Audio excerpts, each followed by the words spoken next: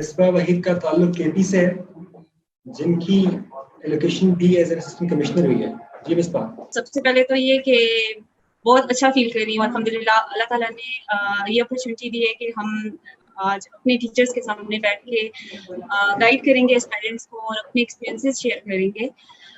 सबसे पहले तो मैं बहुत ज़्यादा शुक्रगुजार हूँ उस पाक ज़ात का जिसने ये मुकाम दिया है, और मैं यही समझती हूँ कि ये सब कुछ जो भी जो है अपने पेरेंट्स की दुआओं से और अपनी वालिदैन की जो हमारे लिए दुआ थी वो रंग ले आई है। और मेरे उसासा और नोहा अकेडमी की पूरी एडमिन टीम ऑफ कोर्स जिन्होंने हमें बेयर किया और हम लोगों को वक्त दिया और सबसे ज़्यादा कि हमें गाइड किया हमारे ड्रीम्स को अचीव करने के लिए, उनके लिए मैं बहुत ज़्यादा शुक्रिया अदा करूँ। तो मामा इस पर तो आप इस टाइम सुन रहे हैं, वो बार-बार एक मसला फेस करते हैं कि वो जैसे ही कुछ ना कुछ एक आध फेलियर उनकी जिंदगी में आता है तो वो कॉन्स्टेंटली पीछे चलना शुरू कर देते हैं, वो डर जाते हैं, वो खेलते नहीं है खुल के। आप उनको क्या कहेंगे इस पॉइंट पे? एस्पायरेंट्स के लिए मैं थोड़ा सा बैकग्राउंड जो है ना इंट्रोडक्शन दूंगी स्ट्रगल का कि मैंने कैसे किया।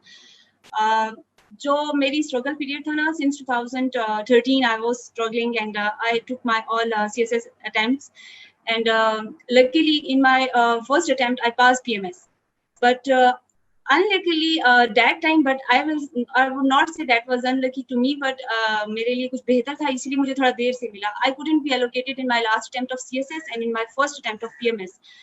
तो मैं समझती हूँ कि अपना वो जो मेरी स्ट्रगल की जो फेज थी ना, उससे मुझे कुछ लेसन्स मिले हैं जिनको मैं चाहती हूँ कि मैं पेरेंट्स के साथ शेयर करूँ कि मैंने अपने लिए ना उनमें से जो लेसन्स निकाले हैं ये कि 4 पिलर्स हैं हमारी इस CSS और PMS के एग्जाम को क्रैक करने के। सबसे पहली बात तो ये कि कंसिस्टेंसी विद पंक्चुअलिटी। कंसिस्टेंसी के जो भी आप करो उसको कंसिस्टेंटली करो, ये नहीं कि आप अपने आप को बंद कर लो एक कमरे में 24 घंटों के लिए, 20 घंटों के लिए और कहो मैं पढ़ रहा हूँ या पढ़ रही हूँ।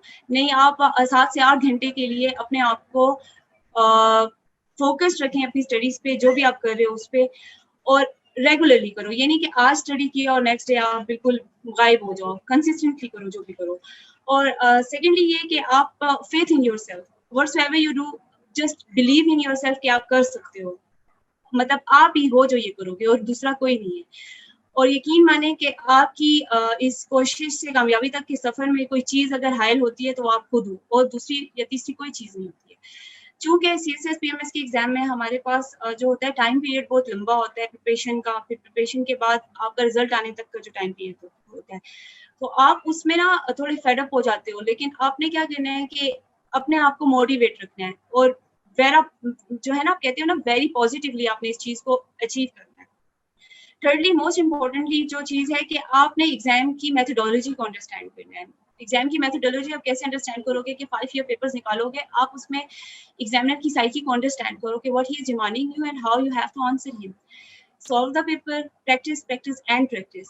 और वो आप अपने टीचर्स को, अपने सीनियर्स को, आपके जो भी मेंटोर्स हैं उनको चेक करवाओ प्रॉपर्ली, और अपने आप को प्रॉपर एग्जामिनेशन के हॉल का जो सिनेरियो होता है उसमें से गुजारो। कल को आप जो हो जब एग्जाम में जाओ तो ऑल टुगेदर इस तरह ना हो कि मैं आज पहली बार आया हूँ। और इस सोच के साथ जो हाफ हार्टेडली आप बैठते हैं ना एग्जाम में, इस सोच के साथ ना बैठे चलो बैठ के देख लेते हैं एग्जाम, देखते हैं CSS का एग्जाम कैसा होता है, PMS का एग्जाम कैसा होता है। इस तरह मत करो। ऐसे करना है तो 3 घंटे के लिए पेपर एक लेके बैठो और आप सॉल्व करो। ये बहुत कीमती चांसेस होते हैं और रेयर होते हैं, इनको बड़ी अक्लमंदी के साथ तैयारी करने के बाद आप मैदान में उतरें। और आखिरी और सबसे इम्पोर्टेंट चीज जिसे आप कहते हैं प्लानिंग के बगैर तो आप अपनी जिंदगी गुजार ही नहीं सकते हैं।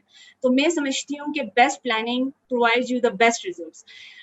मैं अब्रॉड में थी जब मुझे मेरी सिस्टर की कॉल आई, मुझे आज भी याद है, एंड शी टोल्ड मी कि आपके पास तकरीबन 1 महीना है, आपका डेट शीट आ गई और आप वापस आ जाओ। तो मैं अपना वीजा कैंसिल करवा के वापस आई पाकिस्तान, और मेरे पास सिर्फ 28 दिन थे जब मैंने प्रिपेयर किए अपने ऑप्शनल्स।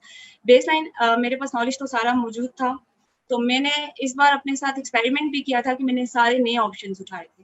तो मैंने उन ऑप्शंस को 28 दिनों में तैयार किया था, और इसी स्ट्रेटजी के साथ, इसी प्लानिंग के साथ कि मैंने अपने आप को स्मॉल टास्क दिए, डेली टास्क दिए, वीकली टास्क दिए, और फिर उनको चेक आउट किया कि क्या मैं सही कर रही हूँ, और मैं कर रही हूँ। और मुझे जो सेल्फ सेटिस्फेक्शन का जो लेवल अचीव होता था ना, मुझे लगता था मेरी आधी तैयारी तो ऐसे ही। तो मेरा यही मैसेज है एस्पायरेंट्स के लिए। और वन लास्टली मैसेज जो मैं अपने एस्पायरेंट्स को देना चाहूँगी कि आपने जो है ना बिलीव करना है अपने ऊपर। You have to say that I can and I will. Quran पाक में अल्लाह ताला फरमाते हैं लैसा लिल इंसान इल्ला मा सा, इंसान के लिए वो नहीं है मगर वही है जिसके लिए वो कोशिश करते हैं। तो आप जितनी कोशिश करेंगे ना आपको उसका नतीजा जरूर मिल जाएगा। और मैं तो यही समझती हूँ कि मेरी जो कोशिश है वो रंग लेकर आई है। और मगर आपने क्या करना है कि खुद को अपनी कंफर्ट जोन से बाहर लेकर आना है। As soon as you come out of your comfort zone, तो आपको ना जो कामयाबी है वो आपके दरवाजे पे नॉक कर रही है। What you have to do is just grab it and achieve it, that's it.